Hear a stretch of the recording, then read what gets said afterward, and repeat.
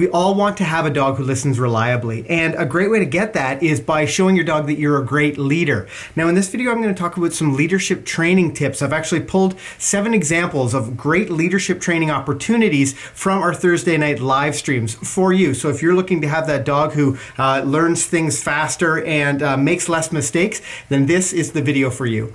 I'm Ken Steep, and welcome back to McCann Dogs. Dan and Ellen say, is indoor freedom the same as outdoor freedom? That's a great question. Fabulous question, yeah. And absolutely, for sure. I find that sometimes even when you give your dog a lot of freedom outdoors, maybe without you being involved, it's very self-rewarding because there's like outside's tons of fun. There's lots of things to dig and chew and chase and get into. And if you're giving them a lot of off-leash or outside freedom without you, some dogs can develop barking issues. Your recall, your come command can go out the tubes really quickly. They can get into digging and things like that. So to answer your question, yes. So what we do to manage the dog outside, because we obviously want them to go outside and have some fun, is when they're babies, we'll go outside with them and we'll often attach a really, really long line. So I'm talking like we have a fairly decent sized yard. So we have about a 20-foot long, it's sort of like a lunge line almost, but it's like a long cotton web. And the puppy initially, when they're first learning, we would keep it in our hand for safety, but once the dog has a little bit of skills where they can respond to their name and maybe they have a few little verbal commands under their belt, we would just let them drag that line around, and we would only use it if we needed to. So if they started to dig or started to bark at people walking, past our driveway, then we could address the dog if they weren't listening. We just have a bit of a backup. And then when we're inside and we're controlling the freedom, we would take the long line off, because that would be a pain, of course, and we would put a leash on instead. Or if you have a really young puppy, you could even use like a long piece of rope.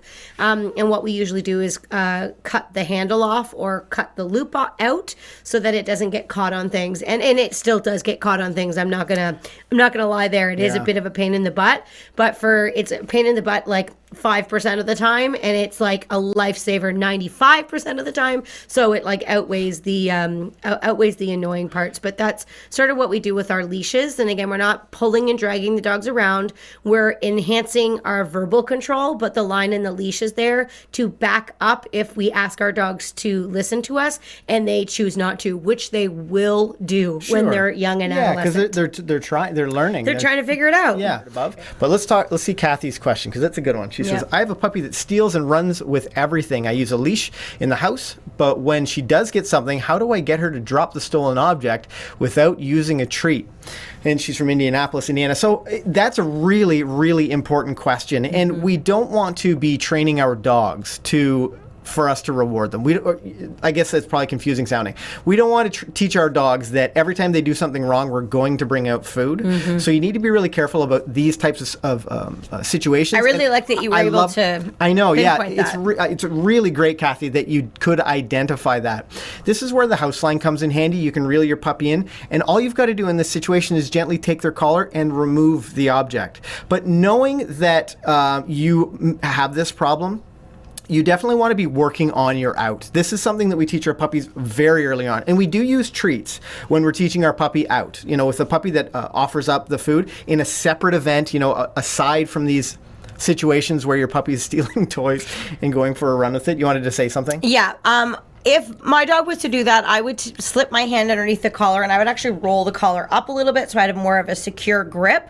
The other thing you want to be really careful that you try not to do is whatever object is in their mouth, try not to pull it out, because a lot of the times when you pull something out of a dog's mouth, they work against that and they'll actually grip much harder. So what you actually want to do is just keep your hand in the collar and have your hand on whatever's in their mouth, but let it be really still and sort of dull and boring, so that the dog isn't really interested in continuing to hold it, and basically you're just going to wait the dog out, because eventually the game of grabbing the toy and running away with it or pulling on it, it's not really fun anymore, because you're immobilizing the whole game from stopping. And as soon as they finally go, oh, this is a bore, and they spit the thing out, then you can say, yay, good puppy, and then you can play from there. And sometimes what I'll do, depending on what the object is, of course, sometimes I'll let them have the object back for a second, and I'll tug, and then I'll practice my out, and then I'll have the dog release it to me, and then I'll give it back, and then I'll release it. So we'll practice back and forth. Obviously, there's certain items that you don't want to do that with,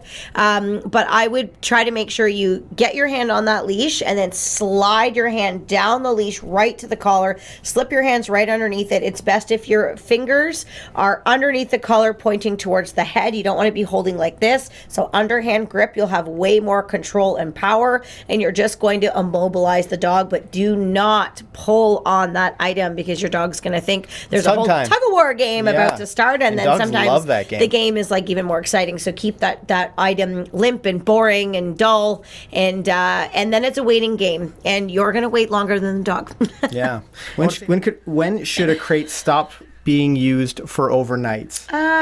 This is totally dog dependent, so I don't want to throw an age out there, because all dogs are so different. It really depends on how well their house training is going, how well their obedience and listening is going, how well, are they doing a good job of not chewing things in your house? That's probably the big thing. So it's hard to really say, but when your dog, can be trusted, when you're not there, to not do bad behaviors, then I would say that would be a similar time where you can start letting them sleep out of their crate at night. How old? Beeline was pretty young when she started to sleep out of her crate at night, but she also was really quick to not. She wasn't really a dog that like chewed a lot of things and whatever. But also keep in mind, we're dog trainers, and we don't give the dogs very many opportunities to make those errors. Right. So we were able to give her freedom overnight very, very quickly. I would say under a year, she was already sleeping out of her crate. But it was definitely after the point where I completely felt she was ready. It wasn't like, okay, let's try this out and see if, we still have a baseboard in the morning. Right. It was, I felt very confident about what we were doing. So that would be sort of my best answer. I don't want to give an age. It's more about behavior and the dog's ability to make good choices by that point. So Lindy Smith mentions, hi, I'm new here. I follow you always. My dog is crate trained, but when he's out, he likes to run around the house. How do I make him listen and to stay in one place? So that's sort of a multi-tiered question, but certainly Kale talked about using a house line or a leash. There's a video on the channel that is linked above if you want to check it out. But having a leash on your dog when they're in the house, so that you can have a little bit of control of them if they start to make a bad decision. Actually, a story that we heard from a student was she was getting her pills out for the morning, and her puppy was meandering about the kitchen, and she dropped the pill. And because she had a line on the dog, she had the house line on the dog, or which is just a leash, with the loop cut off. Her puppy made a beeline for the pill, and she was able to step on that line. So it's a real safety issue, but there's all sorts of things you can do to have your dog want to listen to you, but being sure that they're safe and supervised well is the most important thing, Lindy, and using that house line is going to be really helpful. Check out our video on teaching your dog to go lie on their bed. That'll be great. Just thinking that, yeah, that'll be a great one for you, and then you can ask your puppy to go lie down on their bed, and they can rest there, and they're rewarded by it. Mentions, I let my 1-year-old lab allow me to let him set the training scheduling. One day he just stopped. After that, it was his choice if he wanted to. He's past it, but very few manners. Back to square one. Yeah, I love where your head is at. You do understand that you need to. Here's the best training schedule. All over different times of the day. Don't set up like at 10:30 we're going to train, or don't if your dog comes to you looking like, take advantage of those times to train them, but also make sure that you're like integrating it into your making lunch, or maybe it's after dinner or something, but make sure it's throughout the day, and it needs to be on your terms. It's really, really important that both the your dog's understanding that he needs to listen at all times of the day, but he does need to listen to you, and it's not up to him when you guys train. So Brandon mentions, how do we stop our little Boston Terrier from pooping on the rug? We try to keep him on a schedule, but we have to sleep sometime. Also, not keeping him in a cage. So this really speaks to the idea of a crate. Now, dogs are denning animals, so they naturally want to do that kind of thing. They want to, you might see your little Boston sleeping underneath the table. You know, they might go find a little corner to curl up in because it's really comfortable and it has that sense of security for him. So don't overlook the opportunity to, even if it's not a cage, maybe it's a limited space area, maybe if that makes you feel better. What's really important here is not giving him the opportunity to make these mistakes, because unless you're supervising him 100% of the time, because you do need to sleep, then he needs to be somewhere where he's less likely to make those bad choices. Yeah, to make a long story short, you can't stop him from pooping on your rug unless you put him in a crate or some type of confined space.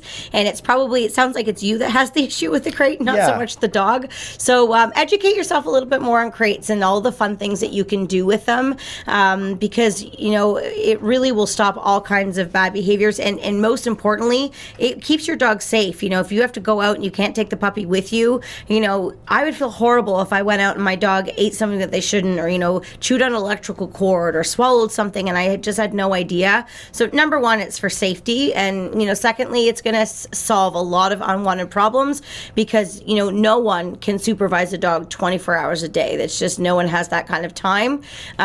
So that's why the crate is such a necessity in your training. Dan and Ellen Luton mentioned we find the hardest time to keep that freedom under control is when friends and family are over. Everyone loves a puppy. It's been hard sometimes to say no, even if we know it's the right decision. So true. It's so true. Absolutely. But these are sort of the things where you when need people to come over, or even like walking down the street and you have a puppy, people just get like these squeaky, high-pitched voices the moment they see a puppy, and it just makes our life a lot harder. But absolutely. And these are sort of the things, and we've talked about this in previous live streams and in some videos. Sometimes you've got to be just a little bit, what's the word I'm looking for? Gruff? I don't know. Abrasive? Direct, I guess, yeah. When you're working on this puppy stuff, because it's for the good of your puppy. So there's been times when we'll be out for, maybe we're traveling or something, and we have a dog or a couple of dogs on leash, and someone will say, "Oh, your dogs are adorable. Are they friendly? Can they meet my dog, or can my dog meet them, or whatever?" And we will 100% of the time say no. Nah. Yeah, no, it's just not good, especially for you guys with a young puppy in training. It's just undoing all your hard work. Now, there will come a time when they can go hang out and they can go, visit other dogs that you know, and all of these things. But that's long after you've established that when you call, they come to you. You know, that they will sit and wait on a loose leash beside you. You know, you sort of have to have all these checks and balances before you allow them that sort of freedom or to make those kinds of decisions, because your puppy is going to find that really gratifying. We find it a good idea, if you are having people come over with your dog, is have the puppy or the dog in their crate for the first couple minutes until everybody gets in the house. Yep. And like the excitement of people arriving has sort of settled a little bit, because that stimulation can sometimes be just too hard of an environment initially for the dog to be able to make any good choices, because they're just so ramped that it's just not going to be successful. So, you know, you always can control the dog's environment by removing them from it if you need to, or getting them further away from it. So rather than letting them get like right at the door and getting their head like poking in everywhere, you know, have somebody with the dog on the leash like back, you know, away from the door a little bit, so that they can see the excitement, but they can't like get right into the hustle and bustle. And then work some control exercises. We teach a controlled sit at our left-hand side, where the dogs learn to be calm and to be well-minded.